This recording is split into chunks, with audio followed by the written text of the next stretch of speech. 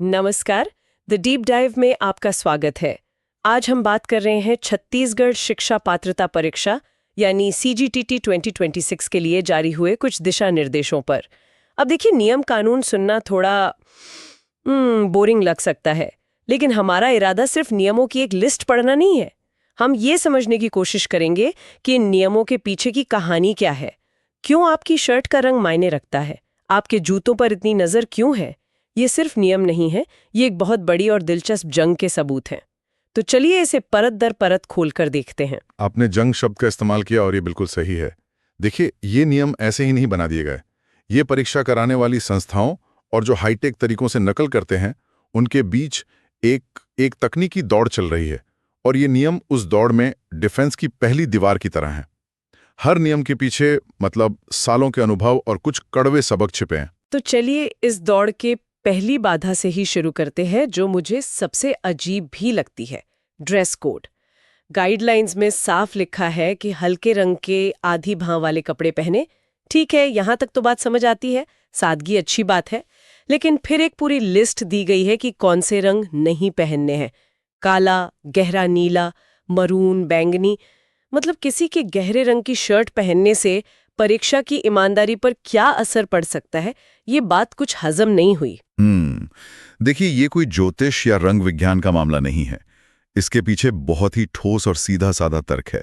Visibility. हाँ, आज की तारीख में नकल करने वाले जो उपकरण हैं, वो इतने छोटे हो गए हैं कि उन्हें कपड़ों में छिपाना बहुत आसान है।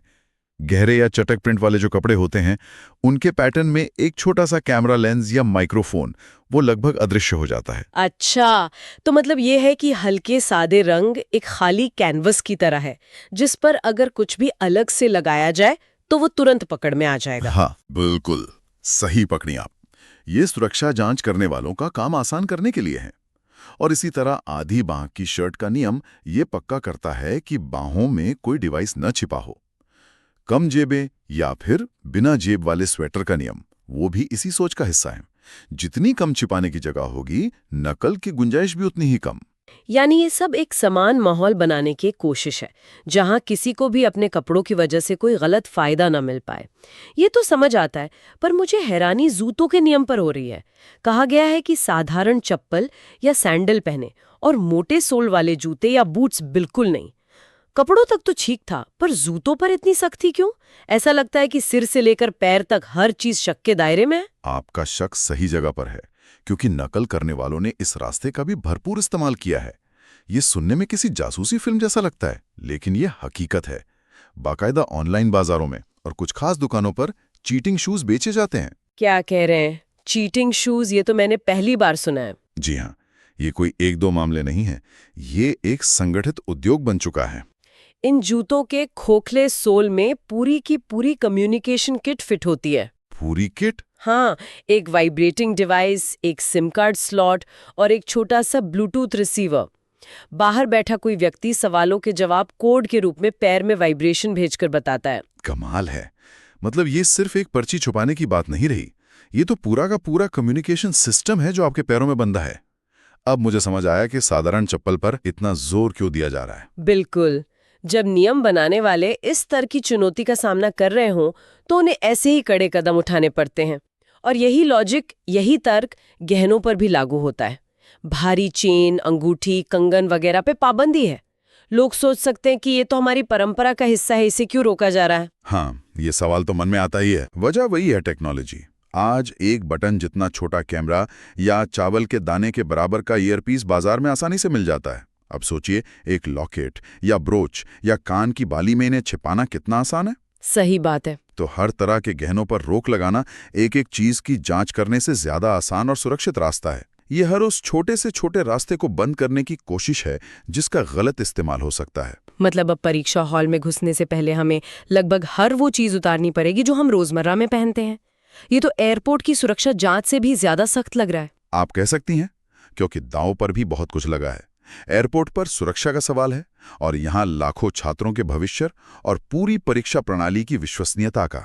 चलिए अब उस लिस्ट पर आते हैं जो शायद इस नो टेक जोन का सबसे जरूरी हिस्सा है। वो चीजें जो पूरी तरह से बैन है। Mobile phone, smart watch, electronic घड़ी, पर्स, बेल्ट, टोपी, स्कार्फ, लिस्ट तो काफी लंबी है। फोन और स्मार्ट वॉच तो समझ में आता है, लेकिन बेल्ट और टोपी से क्या खतरा हो सकता है? खतरा उस चीज से जिसे थोड़ा भी बदला जा सकता है। आजकल ऐसे बेल्ट बकल आते हैं जिनमें बहुत छोटा कैमरा या रिकॉर्डिंग डिवाइस फिट किया जा सकता है। बेल्ट बकल में? जी, और टोपी या स्कार्फ में माइक्रो ईयरपीस या ब्लूटूथ डिवाइस छिपाना तो बहुत ही आम बात हो गई है। एक बार एक मामले में तो एक उम्मीदवार ने अपने बालों के क्लचर में एक छोटा रिसीवर छिपाया था। आपको मानना पड़ेगा, ये लोग काफी क्रिएटिव होते हैं। हेयर क्लचर में? मतलब कोई सोच भी नहीं सकता। ये तो सच में एक बिल्ली और चूहे का खेल बन गया है। जैसे जैसे टेक्नोलॉजी आगे बढ़ रही है, नकल के तरीके भी बदल रहे हैं। और फिर नियमों को और सख्त करना पड़ रहा है। बिल्कुल, ये जो सूची है ये पत्थर की लकीर नहीं है। ये हर साल अपडेट होती रहती है। आज से 5 साल बाद शायद इसमें कुछ ऐसी चीजों के नाम होंगे जिनके बारे में हमने आज सुना भी नहीं है। लेकिन इस पूरी बातचीत में हम सिर्फ नकल करने वालों और नियमों की बात कर रहे हैं। उन लाखों ईमानदार छात्रों का क्या है जो पूरी मेहनत से तैयारी करते हैं। जब वो परीक्षा केंद्र पर जाते हैं और उनके साथ एक अपराधी जैसा बर्ताव होता है, हर चीज की तलाशी होती है, उनके कपड़ों पर सवाल उठाए जाते हैं, इसका उन पर मनोवैज्ञानिक असर क्या पड़ता होगा?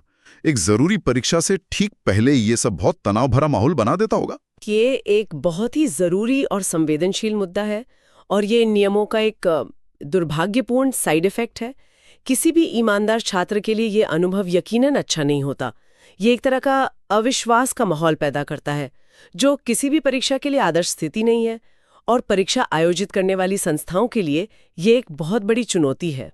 क्या चुनौती? सुरक्षा और उम्मीदवार के सम्मान और आराम के बीच संतुलन कैसे बनाया जाए? तो फिर इसका समाधान क्या है? फिलहाल समाधान यही है कि उम्मीदवार इन नियमों को व्यक्तिगत तौर पर ना लें।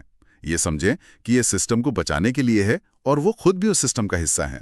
अगर वो पहले से ही नियमों के लिए मानसिक रूप से तैयार रहेंगे तो परीक्षा के दिन उन्हें हैरानी या अपमान महसूस नहीं होगा। इसे प्रक्रिया का एक हिस्सा मानकर स्वीकार करना ही तनाव कम करने का सबसे अच्छा तरीका है। ये बहुत अच्छी सलाह है, और इसी से हम अपने आखिरी हिस्से पर आते हैं जो इन्हीं सब नियमों को एक साथ जोड़ता है। अंतिम सलाह। स्रोत में 2 बहुत जरूरी बातें कही गई हैं। 1, परीक्षा केंद्र पर समय से काफी पहले पहुंचें, और 2, अपने एडमिट कार्ड पर दिए गए निर्देशों को ही आखिरी और सबसे जरूरी माने। ये दोनों सलाह सिर्फ फॉर्मेलिटी नहीं है, ये आपकी पूरी तैयारी का निचोड़ है। समय से पहले पहुंचना सिर्फ अपनी सीट ढूंढने के लिए नहीं है, बल्कि इन सभी सुरक्षा जांचों से आराम से बिना किसी हड़बड़ी के गुजरने के लिए है। अगर आप आखिरी मिनट पर पहुंचेंगे तो एक छोटी सी बात पर भी घबराहट हो सकती है। और अगर कोई गलती से इन नियमों का पालन नहीं कर पाता, मान लीजिए कोई गहरे रंग की शर्ट या जूते पहनकर चला गया, तब क्या होगा? तब उसे परीक्षा में बैठने से रोका जा सकता है, और ये बहुत बहुत दिल तोड़ने वाला मंजर होता है। आप कल्पना कीजिए कि आपने साल भर या उससे भी ज्यादा मेहनत की। आप परीक्षा केंद्र तक पहुंचे और सिर्फ एक गलत रंग की शर्ट की वजह से आपको गेट पर ही रोक दिया गया। आपकी पूरी मेहनत, आपका पूरा साल एक झटके में बर्बाद हो सकता है। ये तो बहुत बुरा होगा। इसीलिए हम कहते हैं कि एडमिट कार्ड पर लिखे हर शब्द को पढ़ना आपकी तैयारी का ही एक अहम हिस्सा है। उसे नजरअंदाज करने की भूल बिल्कुल ना करें। तो इस पूरी बातचीत का सार क्या निकलता है? CGTET 2026 के ये नियम सिर्फ कुछ पाबंदियां नहीं हैं। ये उस बड़ी लड़ाई का एक नक्शा है जो एक निष्पक्ष और पारदर्शी परीक्षा को सुनिश्चित करने के लिए लड़ी जा रही है। शर्ट के रंग से लेकर जूते के सोल तक हर नियम का एक ही मकसद है, नकल की हर संभावना को जड़ से खत्म करना, ताकि हर उम्मीदवार को अपनी काबिलियत साबित करने का बराबर मौका मिले। बिल्कुल, ये नियम हमें दिखाते हैं कि आज के डिजिटल युग में परीक्षाओं की प्रामाणिकता बनाए रखना कितना मुश्किल, कितना चुनौतीपूर्ण हो गया है। हाँ, ये नियम उम्मीदवारों के लिए थोड़े असुविधाजनक हो सकते हैं, लेकिन ये उस भरोसे को बनाए रखने की कीमत है जो लाखों लोग इस परीक्षा प्रणाली पर करते हैं। अगर यह भरोसा ही टूट गया तो इन डिग्रियों और नौकरियों का कोई मतलब नहीं रह जाएगा। इस पूरी चर्चा के बाद मेरे मन में एक सवाल घूम रहा है। हम इस तकनीकी दौड़ की बात कर रहे थे, तो ये दौड़ खत्म कहाँ होगी?